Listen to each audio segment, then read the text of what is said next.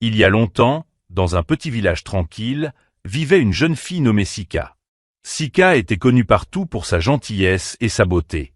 Tout le monde l'aimait. On la voyait souvent aider ses parents à la maison et saluer tout le monde avec un grand sourire lorsqu'elle marchait sur les sentiers du village. La famille de Sika n'était pas riche, mais elle était heureuse et soudée, et cela leur suffisait. Le village était peuplé de gens simples qui travaillaient dur chaque jour. Ils cultivaient leur nourriture, s'occupaient des animaux et se traitaient comme une grande famille. Ils suivaient des traditions anciennes transmises depuis de nombreuses générations. L'une de ces traditions était un festival annuel organisé pour honorer les esprits de la terre. Tout le monde attendait ce festival avec impatience, car il était rempli de musique, de danse et de festins. Parmi les habitants, Sika se distinguait par sa chaleur et son grand cœur. Elle avait une façon unique de mettre les gens à l'aise, et beaucoup d'enfants du village l'admiraient. Les anciens la louaient souvent pour son bon comportement et son respect envers les autres. Mais, bien que la plupart des gens l'admiraient, tout le monde n'était pas heureux pour elle. Il y avait 3 filles dans le village, nommées Ada, Bissi et Afi, qui n'aimaient pas Sika. On les voyait souvent ensemble, chuchotant et riant entre elles. Elles enviaient la popularité de Sika et l'attention qu'elle recevait des autres. Dans leur cœur, une jalousie silencieuse grandissait de jour en jour. Bien que Sika soit amicale et essaie toujours de les inclure, elle faisait semblant d'être ses amies, tout en la détestant en secret. Ses sentiments d'envie les poussèrent à élaborer un plan pour lui nuire. Elles décidèrent de tirer parti de la gentillesse de Sika, qu'elle considérait comme sa faiblesse, pour la piéger. Un après-midi ensoleillé, les 3 filles approchèrent Sika alors qu'elle ramassait du bois près de chez elle. Elles la saluèrent avec de grands sourires, faisant semblant d'être ses meilleures amies. « Sika, as-tu entendu parler du grand festival qui arrive ?» demanda Ada avec excitation. Sika sourit et hocha la tête. « Oui, j'adore le festival, mais mes parents pensent qu'il vaut mieux que je reste à la maison cette année. »« Oh, c'est tellement triste, » dit Bissi en faisant la moue. « On espérait vraiment que tu viendrais avec nous. » Afi, approuvant d'un signe de tête, ajouta « Ce ne sera pas pareil sans toi, Sika. Tu devrais venir, on sera tout ensemble. Ce sera tellement amusant. » Sika hésita, regardant le tas de bois qu'elle tenait dans ses bras. Elle avait toujours voulu assister au festival avec des amis, mais elle ne voulait pas désobéir à ses parents. Quelques jours avant le grand festival, les parents de Sika se préparaient à rendre visite à un parent dans un village voisin. En faisant leur bagage, sa mère remarqua que sa fille passait plus de temps avec Ada, Bissi et Afi, ces 3 filles qui avaient soudainement commencé à se montrer amicales. Sa mère, troublée par cet intérêt inattendu, prit Sika à part et lui dit doucement « Sika, ma chérie, fais attention. Tout le monde qui te sourit n'est pas forcément ton ami. Je sais que ces filles passent plus de temps avec toi, mais il y a quelque chose d'étrange à ce sujet. » Sika sourit et balaya les inquiétudes de sa mère. « Maman, elles sont juste gentilles. Elles ne veulent pas de mal. Et puis, tout le monde dans le village est comme une famille, non ?» Sa mère soupira. « Tu vois toujours le meilleur chez les gens, mon enfant. Mais souviens-toi de rester prudente. Et s'il te plaît, ne va pas au festival. Il se tient dans le village voisin, et il n'est pas sûr de voyager seul. » Son père hocha la tête, confirmant les paroles de sa mère. « Écoute ta mère, Sika. Nous te donnons quelques tâches à accomplir pendant notre absence. Cela te permettra de rester occupé et de ne pas être tenté d'y aller. » Sika promit de rester à la maison. Ses parents la serrèrent fort dans leurs bras avant de partir, lui laissant une liste de tâches et une mise en garde dans le cœur. Bien qu'elle ait prévu de suivre leurs souhaits, une partie d'elle rêvait de voir l'excitation du festival. Mais dès le lendemain matin, alors que Sika balayait la cour, Ada, Bissi et Afi arrivèrent.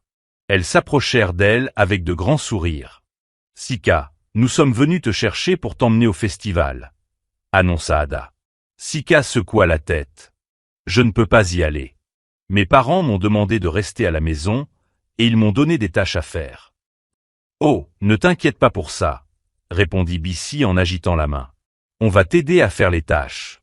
Comme ça, tu seras vite prête, et tes parents ne sauront jamais rien. » Sika hésita, regardant son balai. « Je ne sais pas, ils m'ont dit que ce n'était pas sûr. » Afi s'avança avec un sourire chaleureux. « Nous serons avec toi tout le temps, Sika. C'est dans le village voisin, mais nous resterons ensemble, et rien de mauvais ne t'arrivera.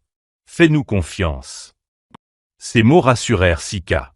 Elle avait toujours rêvé d'aller au festival avec des amis, et son cœur fut touché par leur gentillesse. L'idée de passer une journée remplie de musique, de danse et de rire était difficile à refuser.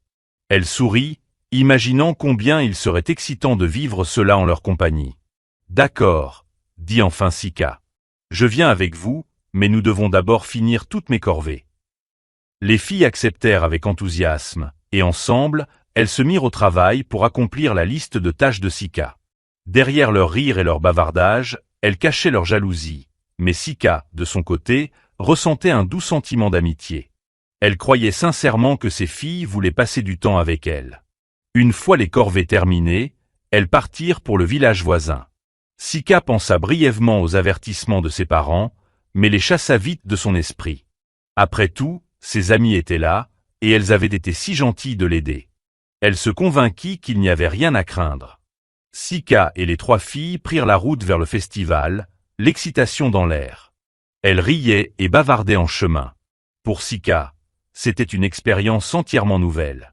Elle n'avait jamais quitté son village, ses parents l'ayant toujours gardée près d'eux. Mais maintenant, entourée de ses amis, elle se sentait courageuse et libre. Le soleil brillait tandis qu'elle traversait des champs ouverts, longeait des arbres et suivait des sentiers sinueux. Le cœur de Sika battait de plus en plus vite à chaque pas, exaltée à l'idée de découvrir un nouvel endroit et de rencontrer de nouvelles personnes. Ada, Bissi et Afi marchaient devant, se retournant de temps en temps pour lui adresser des sourires chaleureux, comme si elle la guidait dans une grande aventure. Après un moment, elles arrivèrent à une grande rivière sombre qui coupait leur chemin. L'eau était calme, presque immobile, avec une atmosphère mystérieuse qui flottait dans l'air. Sika observa la rivière avec curiosité, se demandant pourquoi l'endroit semblait si silencieux. Ada, Bissi et Afi s'avancèrent sans hésitation, posant prudemment leurs pieds sur les pierres qui traversaient la rivière. Elles ne dirent rien à Sika à propos de la règle étrange de la rivière, car elles n'avaient aucune intention de la protéger au retour. Sika, qui n'avait jamais vu cet endroit auparavant, ignorait que traverser cette rivière comportait un danger caché.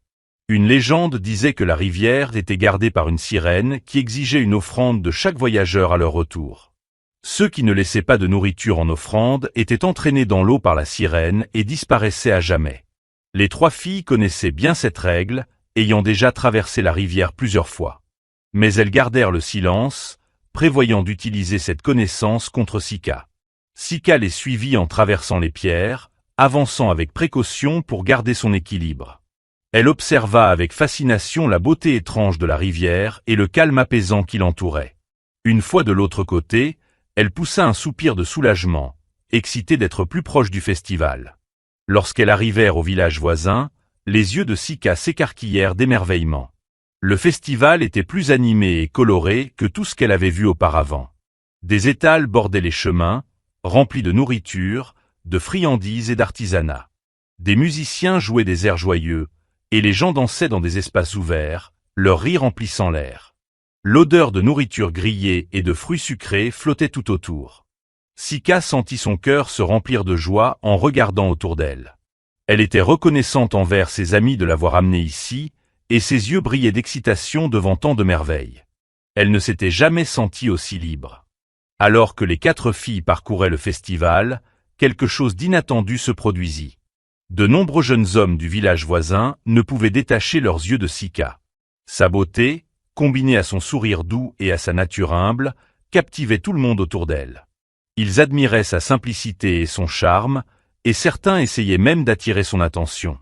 Parmi eux se trouvait un garçon particulièrement beau nommé Kofa. Il s'approcha de Sika avec un sourire amical, ses yeux chaleureux et accueillants. « Bonjour, je m'appelle Kofa, » dit-il en tendant la main. « Je ne t'ai jamais vu ici auparavant. Tu es nouvelle au festival ?» Sika lui serra la main timidement, ses joues prenant une teinte rose. « Oui, c'est ma première fois. Mes amis m'ont amené ici aujourd'hui. » Le sourire de Kofa s'élargit. « Eh bien, bienvenue. Je suis content que tu sois là. Tu voudrais te promener avec moi? Je peux te montrer les meilleurs coins du festival. » Sika jeta un coup d'œil à ses amis, qui la regardaient avec des sourires tendus, puis retourna son regard vers Kofa. Elle hocha la tête, un peu nerveuse mais excitée. Oui, ça serait gentil, merci. Les deux déambulèrent dans le festival, parlant et riant tout en explorant les différents stands et attractions. Kofa était gentil et drôle, et Sika se sentit rapidement à l'aise avec lui. Ils partagèrent des histoires et rirent ensemble, et à la fin de la soirée, Sika avait l'impression de s'être fait un véritable ami. Mais au fur et à mesure que de plus en plus de gens remarquaient Sika, Ada, Bissi et Afi devenaient de plus en plus amères. Elles s'attendaient à ce que Sika leur soit reconnaissante de l'avoir amenée, mais au lieu de cela, c'était elle qui attirait toute l'attention. Les jeunes hommes, qui d'habitude les remarquaient, étaient maintenant complètement charmés par Sika. Ada serra les mâchoires, Bissi plissa les yeux, et Afi serra les poings, chacune ressentant un mélange de colère et de jalousie. Les trois filles se regroupèrent, leurs regards fixés sur Sika alors qu'elle riait et discutait avec Kofa et d'autres villageois. « Regarde-la » murmura Ada, sa voix empreinte de ressentiment. « Elle agit comme si elle valait mieux que nous » murmura Bae en croisant les bras. « Tout le monde l'idolâtre, comme si nous n'existions pas. » Afi lança un regard noir à Sika, au loin. « Peut-être qu'il est temps de lui rappeler qu'elle n'est pas si spéciale, après tout, » ajouta-t-elle. Les trois amies échangèrent des regards sombres, leur jalousie s'intensifiant. Elles savaient que Sika ignorait la règle de la sirène concernant l'offrande de nourriture au retour, et elles avaient décidé de ne pas l'en informer. Pour elles, c'était l'occasion parfaite de se débarrasser d'elle une bonne fois pour toutes. Pendant ce temps, Sika, inconsciente de l'amertume qui gagnait le cœur de ses amis, riait, dansait et célébrait avec Kofa et les autres villageois. Elle était plus heureuse que jamais, convaincue d'être entourée de personnes sincères qui tenaient à elle, sans se douter qu'un complot se tramait dans l'ombre. Au fil de la journée, Ada, Bissi et Afi peaufinèrent leurs plans. Tandis que le cœur de Sika débordait de joie, le danger se rapprochait doucement mais sûrement. Dans l'euphorie du festival, Sika se laissait emporter par l'excitation. Elle allait de stand en stand, un sourire indélébile sur le visage, entourée de rires, de musique et de décorations éclatantes. Pendant un instant, elle oublia complètement l'avertissement de ses parents. C'était une journée de liberté et de bonheur comme elle n'en avait jamais connu. Mais soudain, en se retournant pour admirer les danseurs, elle se figea. À l'extrémité de la foule, ses parents se tenaient là, le visage sombre et plein de colère. Son cœur se serra. Elle comprit qu'elle avait de gros ennuis.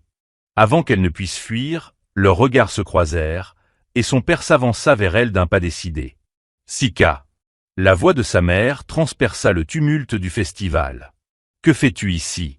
Sika baissa la tête, honteuse. « Mama, papa, je suis désolée. Je ne voulais pas vous désobéir. » Sa mère soupira, la prenant à l'écart, loin des regards curieux des villageois. « Nous t'avions fait confiance pour rester à la maison. Nous t'avions dit de ne pas venir ici, mais te voilà, ignorant nos avertissements. Réalises-tu à quel point ce lieu est dangereux ?» ajouta son père. « Tu aurais dû nous écouter et rester à la maison. Maintenant, rentre immédiatement. Cet endroit n'est pas pour toi, Sika. » Sika hocha la tête, les yeux baissés. Elle se sentit coupable. Elle n'avait pas voulu décevoir ses parents, mais l'excitation du festival et la chaleur de ses amis l'avaient rassurée. À ce moment-là, Ada, Bissi et Afi arrivèrent, jouant les inquiètes. « Oh, Sika, ça va ?» demanda Ada avec une fausse compassion. « Oui, ses parents sont là », chuchota Bissi en ricanant. Les parents de Sika ignorèrent les filles, concentrés sur leurs filles. « Rentre tout de suite, Sika, et ne fais pas de détour », avertit son père. « Oui, papa », répondit-elle d'une voix douce et triste. Ses parents la regardèrent partir avec les filles avant de retourner chez leurs proches, encore contrariés mais espérant qu'elle tirerait une leçon de cette expérience. Les trois filles, quant à elles, échangèrent des regards complices et satisfaits. Elles savaient que Sika ne connaissait pas la règle de la rivière, et elles étaient prêtes à profiter de sa vulnérabilité. En silence, elles préparèrent chacune une petite portion de nourriture pour l'offrir à la sirène, veillant à ce que Sika ne s'en aperçoive pas. Elles agissaient comme si tout était normal. Sika, le cœur lourd, jetait des regards en arrière, accablée par la culpabilité. Elle voulait seulement rentrer pour racheter son erreur. Devant elle, les trois filles chuchotaient et échangeaient des sourires narquois, satisfaites de voir leur plan se dérouler comme prévu. Enfin, elles atteignirent la rivière. Une atmosphère étrange et silencieuse s'installa autour d'elles. Sika sentit un frisson parcourir son échine, mais elle accéléra le pas, impatiente de rentrer. Sur la rive, les filles s'arrêtèrent et sortirent leur nourriture pour l'offrir. Elles échangèrent des regards complices, sachant que leur moment était venu. Sika, intriguée, remarqua la nourriture dans leurs mains. Son cœur manqua un battement. Elle n'avait rien à offrir. « Ada, Bissi, Afi, s'il vous plaît, puis-je avoir un peu de votre nourriture ?» demanda-t-elle, la voix tremblante. Je ne savais pas qu'il fallait apporter une offrande. Les filles se regardèrent, un sourire cruel aux lèvres, avant d'éclater de rire. « Oh, Sika, désolé, mais on a juste assez pour nous, » répondit Ada d'un ton moqueur. « Oui, » ajouta Bissi avec un rictus. « Ce n'est pas notre problème si tu n'as pas prévu ça. » La panique envahit Sika. Elle tendit désespérément la main. « S'il vous plaît, juste un peu. »« Je ne savais pas. » Afi recula, croisant les bras avec un sourire glacial. « Tu aurais dû y penser avant. On ne prendra aucun risque pour toi, Sika. » Les trois filles tournèrent le dos à Sika, chacune déposant son offrande de nourriture sur la berge. Elles traversèrent rapidement la rivière, laissant Sika seule de l'autre côté, impuissante et terrifiée. Soudain, l'eau commença à onduler, et un frisson glacé parcourut l'échine de Sika. Elle regarda la rivière avec horreur, observant la surface calme se déformer et révéler la silhouette d'une sirène émergeant des profondeurs. Ses yeux brillaient de colère tandis qu'elle fixait Sika, son expression féroce et implacable. « Tu oses traverser mes eaux sans offrande ?» siffla la sirène, sa voix résonnant sur toute la rivière. Sika essaya de reculer, mais ses pieds semblaient cloués au sol. Elle ouvrit la bouche pour parler, mais aucun mot n'en sortit. Tout ce qu'elle pouvait faire, c'était fixer la sirène, son cœur battant à tout rompre de peur. Les yeux de la sirène se plissèrent. « Ceux qui ne respectent pas la règle doivent en payer le prix, » déclara-t-elle. Avant que Sika ne puisse réagir, la main de la sirène jaillit, froide et puissante, attrapant fermement son poignet. Sika poussa un cri, tentant de se libérer, mais l'emprise de la sirène était implacable. L'eau glacée commença à tourbillonner autour d'elle, l'attirant vers les profondeurs. « Non, s'il vous plaît !» cria Sika en se débattant. « Je ne savais pas, je suis désolé, je vous en supplie. » Mais le visage de la sirène resta impassible et dur. D'un mouvement rapide, elle entraîna Sika sous l'eau. La dernière chose que Sika vit fut la rivière sombre et infinie qui se refermait sur elle. Sa voix disparut dans les tourbillons. Sur l'autre rive, Ada, Bissi et Afi observaient la scène avec satisfaction. Elles ressentaient une étrange forme de triomphe, leur jalousie enfin apaisée. Sans un regard en arrière, elles retournèrent au village, impatientes de savourer leur victoire. Mais ce qu'elles ignoraient, c'est que leur trahison ne passerait pas inaperçue. Le lendemain matin, des nouvelles troublantes se répandirent dans le village. Les parents de Sika, anxieux, étaient revenus chez eux sans leur fille et la cherchaient désespérément. Sa mère, pâle et inquiète, passait de maison en maison, demandant si quelqu'un avait vu Sika. Personne ne l'avait aperçue depuis le jour du festival. À mesure que la rumeur de sa disparition se propageait, les villageois se rassemblèrent, leurs visages marqués par l'inquiétude et la confusion. Finalement, la mère de Sika tomba sur Ada, Bissi et Afi, qui discutaient tranquillement sur la place du village. Les filles, appela-t-elle d'une voix désespérée. Vous étiez avec Sika au festival, n'est-ce pas? Où est-elle? Pourquoi n'est-elle pas rentrée? Les trois filles échangèrent rapidement un regard avant d'adopter une expression faussement préoccupée. Ada prit la parole avec précaution. Oui, nous étions avec elle, mais à un moment, elle s'est éloignée. On pensait qu'elle était juste derrière nous. Bissi hocha la tête, le visage sérieux. On a supposé qu'elle profitait un peu plus longtemps du festival. Oui, ajouta Afi, elle semblait bien s'amuser. On ne s'est pas inquiété, on pensait qu'elle rentrerait toute seule. Le visage de la mère de Sika se décomposa, ses yeux se remplissant de larmes. Mais Sika n'est pas comme ça, elle ne se serait pas éloignée seule sans nous prévenir. Autour d'eux, les villageois murmuraient, leur inquiétude grandissant. Sika était aimée de tous, et l'idée qu'elle puisse être en danger emplissait leur cœur de tristesse. Une femme âgée parmi la foule prit la parole, sa voix basse et grave. Peut-être que quelque chose lui est arrivé près de la rivière. Cet endroit a toujours été entouré d'histoires étranges. Un autre villageois acquiesça, le visage sombre. C'est possible. Il y a des forces mystiques que nous ne comprenons pas. Alors que les rumeurs se répandaient, les parents de Sika devinrent de plus en plus angoissés. Son père, essayant de rester fort, entoura sa femme tremblante de son bras. Elle reviendra. Sika est une fille intelligente. Elle trouvera le chemin de la maison. Mais les jours passèrent, et toujours aucune trace de Sika. Sa mère devint pâle et épuisée, ses yeux vides de nuit sans sommeil passaient à attendre. Elle s'asseyait souvent devant leur maison, scrutant le chemin, espérant voir sa fille revenir avec son sourire radieux. Mais chaque nuit se terminait en larmes, Sika demeurant introuvable. Pendant ce temps, Ada, Bissi et Afi continuaient leur vie comme si de rien n'était, feignant de partager la tristesse du village. Elles offraient des paroles réconfortantes aux parents de Sika, participaient aux recherches et parlaient d'elle en termes chaleureux. Mais au fond d'elles, elles se réjouissaient, appréciant l'attention nouvelle des jeunes hommes du village. Cependant, à mesure que les rumeurs grandissaient, un malaise insidieux s'installa en elles.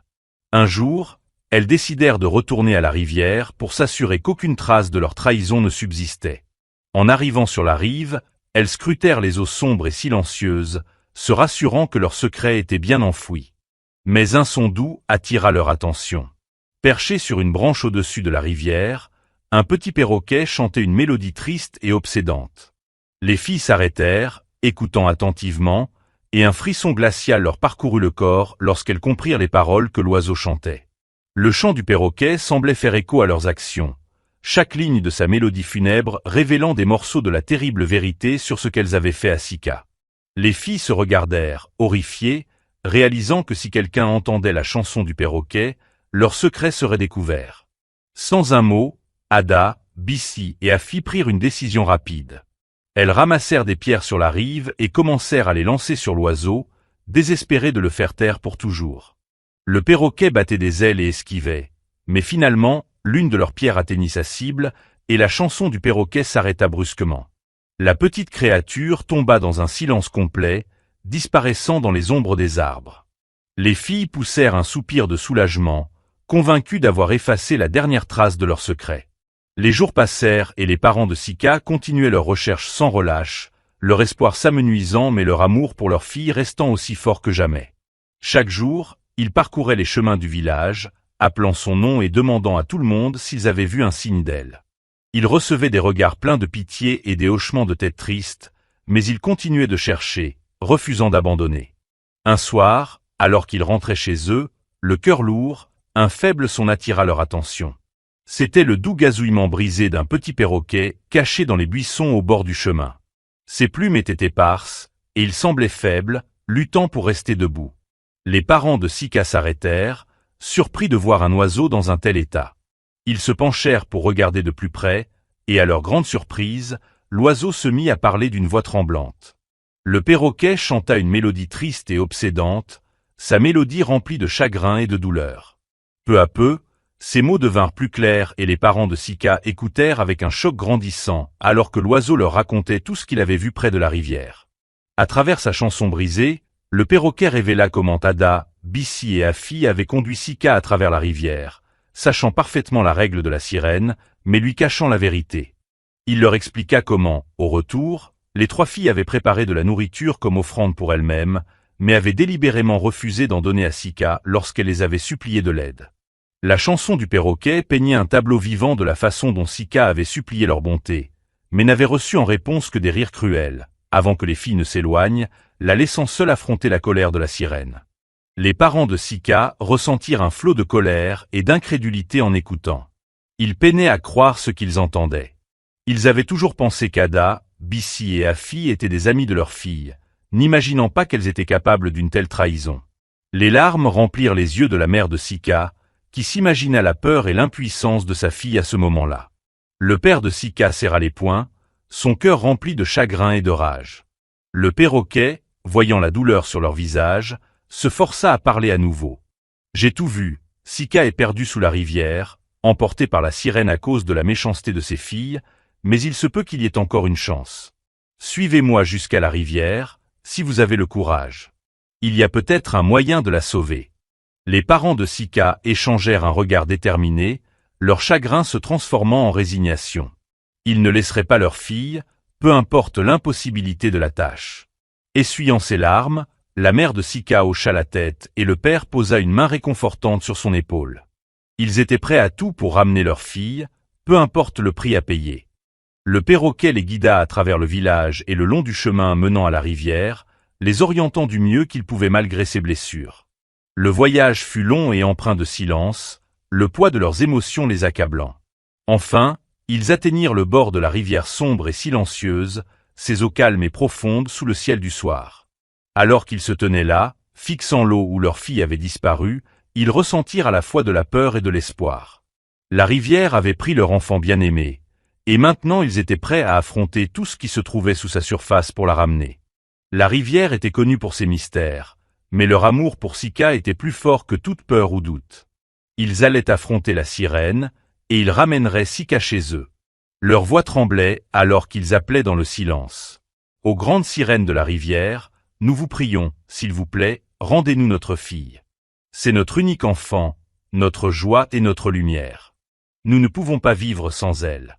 Pendant un long moment, la rivière resta calme et silencieuse, puis des ondulations se répandirent sur l'eau et une silhouette commença à émerger.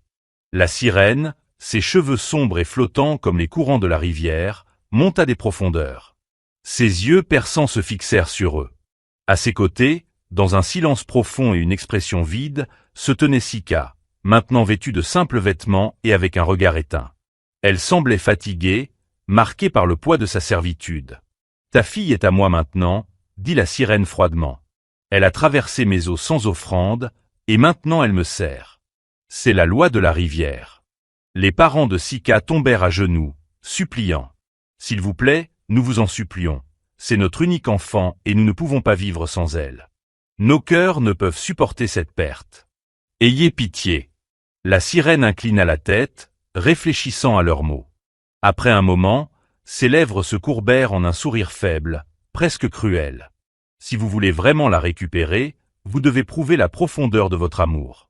Traverser cette rivière sans aucun soutien, sans pont, sans bateau, sans aide.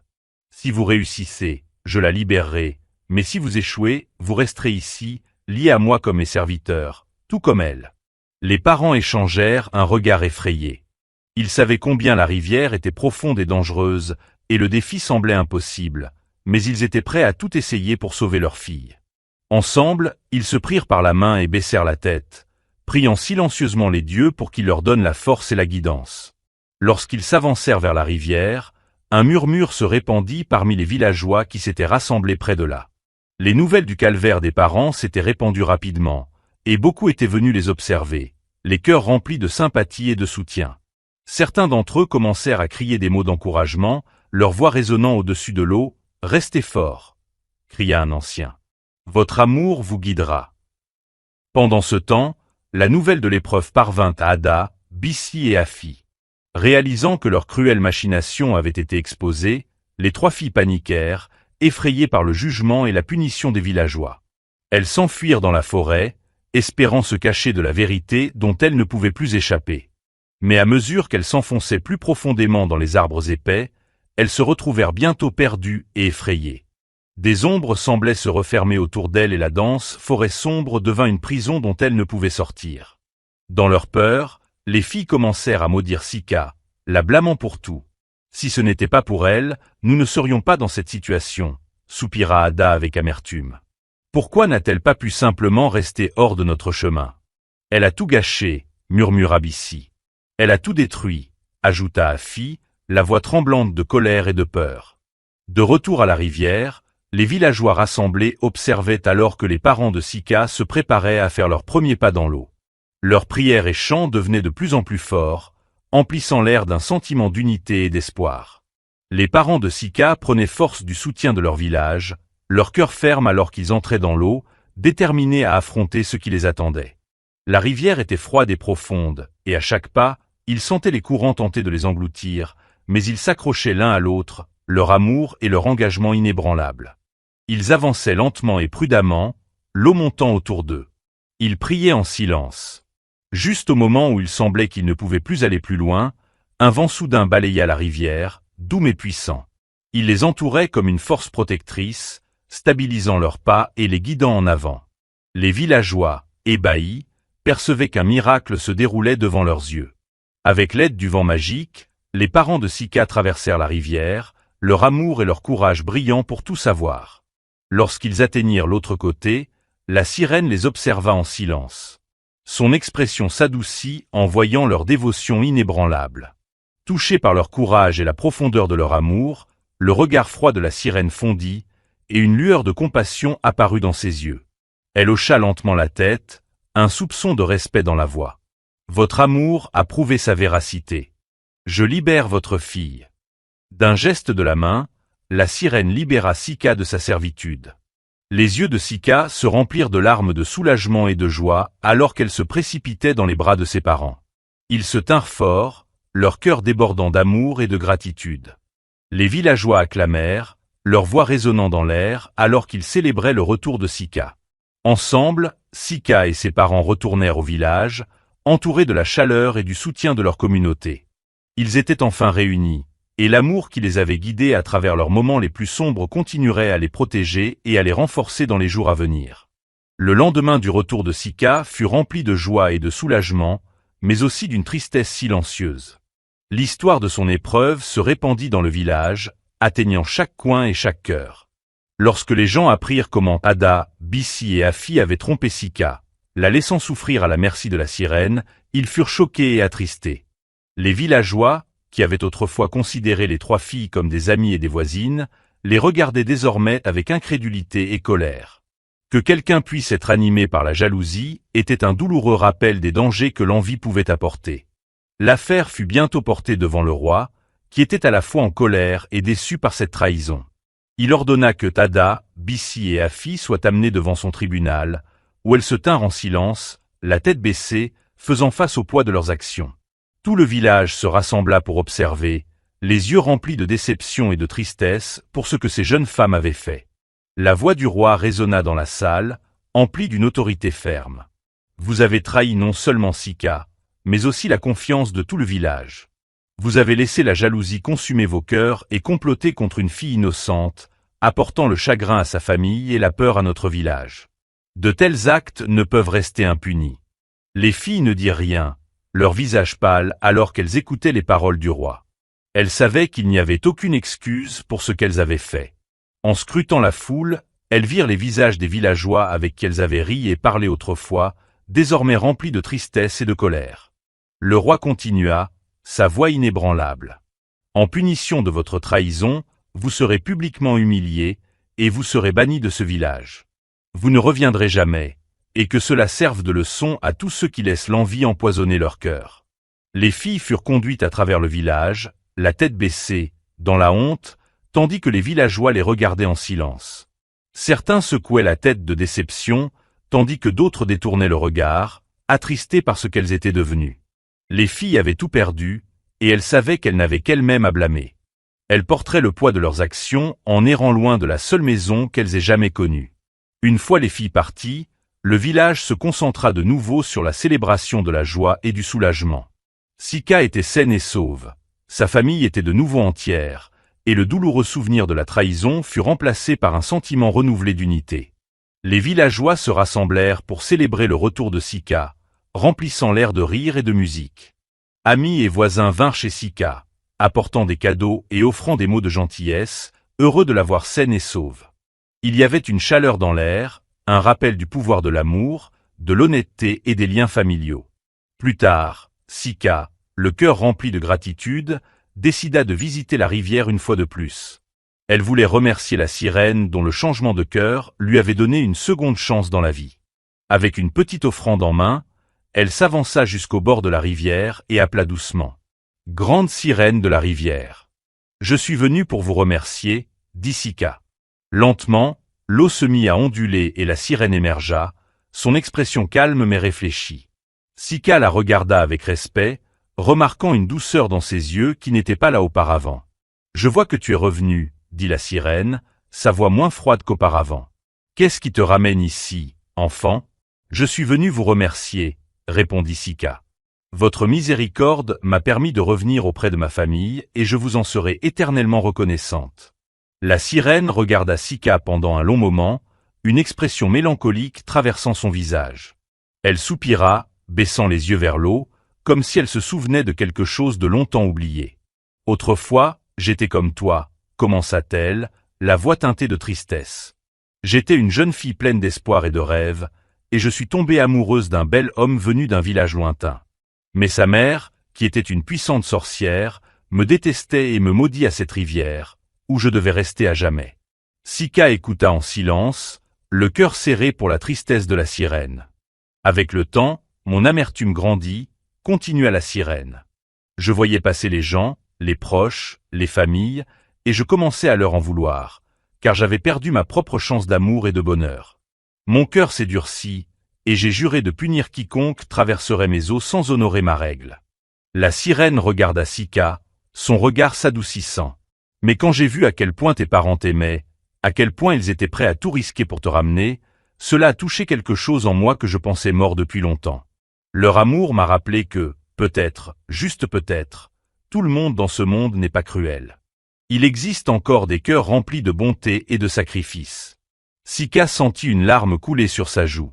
Elle n'avait jamais su que la sirène portait une telle douleur. « Merci de partager votre histoire, » dit-elle doucement. « Je n'oublierai jamais ce que vous avez fait pour moi. » La sirène hocha la tête, un léger sourire effleurant ses lèvres. « Va maintenant, Sika, et vis une vie d'amour et de bonté. Chéris ta famille, car cet amour est plus puissant que toute malédiction ou sort. » Avec ces derniers mots, la sirène chanta de nouveau dans la rivière, disparaissant dans ses profondeurs. Sika resta là un moment, une sensation de paix l'envahissant. Elle savait que le cœur de la sirène s'était adouci, même si ce n'était que légèrement, et elle espérait qu'un jour l'esprit de la rivière pourrait trouver la paix elle-même. La célébration du village se poursuivit, remplie de chants et de rires, alors que tout le monde se réjouissait du retour en sécurité de Sika. Les gens se rassemblèrent autour d'elle pour la féliciter de son courage et admirer son histoire. Parmi la foule, un jeune homme s'approcha, vêtu de vêtements fins qui laissaient entendre la noblesse. Il se mouvait avec confiance, mais son visage s'adoucit lorsqu'il aperçut Sika. C'était le prince du village, venu se joindre à la célébration après avoir entendu parler des événements incroyables qui s'étaient déroulés. Mais à mesure qu'il se rapprochait, il s'arrêta, reconnaissant Sika comme la même jeune fille belle qu'il avait rencontrée lors du festival. Elle ne l'avait jamais quitté de son esprit depuis ce jour-là, son esprit doux et son sourire captivant restant dans ses pensées. Maintenant, devant lui, elle semblait encore plus belle, avec une grâce et une force qui semblaient rayonner de l'intérieur. « Sika, » dit-il doucement, un sourire se formant sur son visage. « C'est toi ?» Sika leva les yeux et ses yeux s'écarquillèrent de surprise. « Ché !» s'écria-t-elle, le reconnaissant immédiatement comme le jeune homme gentil qu'elle avait rencontré lors du festival. Le prince hocha la tête, prenant sa main dans la sienne. « Oui, mon vrai nom est le prince Kofa. Je suis venu au festival déguisé, espérant rencontrer les villageois sans qu'ils sachent qui j'étais. Mais toi, tu étais inoubliable. J'ai pensé à toi chaque jour depuis notre rencontre. » Sika rougit, le cœur battant en repensant à leur moment ensemble. Le prince Kofa la regarda avec admiration, son regard rempli de respect et d'affection. « Ton histoire m'a profondément touché, » dit-il. « Ton courage, ta bonté et l'amour que ta famille t'a montré. J'ai vu que ton cœur est noble et vrai, et j'aurais l'honneur si tu voulais bien m'épouser, Sika. » La foule éclata en acclamations, ravis par la proposition du prince. Les parents de Sika, remplis de joie, hochèrent la tête en signe de soutien, leurs yeux brillants de fierté. Sika, émue, sourit et répondit. « Oui, prince Kofa, » dit-elle en chuchotant, la voix pleine de bonheur. « Je serais honorée de t'épouser. » Le village prépara un grand mariage pour eux, une cérémonie joyeuse remplie de fleurs, de musique et de bénédictions. Les villageois dansèrent et célébrèrent, reconnaissant du retour en sécurité de Sika et de l'espoir que son histoire avait apporté à leur communauté. Sika et Kofa échangèrent leurs vœux sous le soleil radieux, entourés de leur famille et de leurs amis, qui leur souhaitaient bonheur et amour. Après le mariage, Sika raconta l'histoire de la sirène au prince Kofa, lui parlant de la tristesse et de l'amertume qui avaient emprisonné la sirène dans la rivière. Le prince écouta attentivement, le cœur ému par le récit de la belle jeune fille autrefois maudite à vivre dans l'eau. Inspiré par la compassion de Sika, le prince Kofa décida de faire tout ce qui était en son pouvoir pour lever la malédiction de la sirène. Il appela le grand prêtre du royaume, lui demandant d'accomplir les rituels nécessaires pour briser la malédiction. Sous la guidance des dieux, le prêtre prépara les rites, offrit des prières et fit des offrandes sacrées sur la rive de la rivière. Les villageois se rassemblèrent à nouveau, observant avec espoir alors que le grand prêtre chantait et invoquait des bénédictions sur la rivière, cherchant à mettre fin à la souffrance de la sirène. Lorsque les derniers mots du rituel furent prononcés, les eaux de la rivière commencèrent à scintiller et une lumière douce s'éleva dessous la surface. La sirène émergea, son visage transformé, passant de la tristesse à un sourire paisible. Ses écailles brillaient comme des joyaux et ses yeux étaient remplis d'une chaleur qui n'était pas là auparavant. La malédiction avait été brisée et elle était enfin libre. « Merci, Sika, dit la sirène, la voix douce de gratitude. Ta bonté m'a donné une seconde chance. » D'un dernier regard de remerciement, la sirène disparut sous l'eau, son esprit enfin en paix. Les eaux de la rivière se calmèrent, scintillant sous le soleil, et les villageois acclamèrent, sachant que leur village était désormais libre des tourments de la sirène. Sika et le prince Kofa retournèrent au village, aimés et chéris de tous pour leur courage et leur bonté. Avec le temps, Sika et Kofa bâtirent une vie pleine d'amour, de rire et de joie. Ils honorèrent leur famille et servirent leur peuple avec gentillesse et humilité. La paix revint dans le village et la rivière resta calme, un rappel du pouvoir du pardon et de la force du véritable amour. Et ainsi, Sika et sa famille, avec tout le village, vécurent heureux pour toujours, leur cœur à jamais touché par l'histoire de la sirène, la force des liens familiaux et la joie des nouveaux commencements.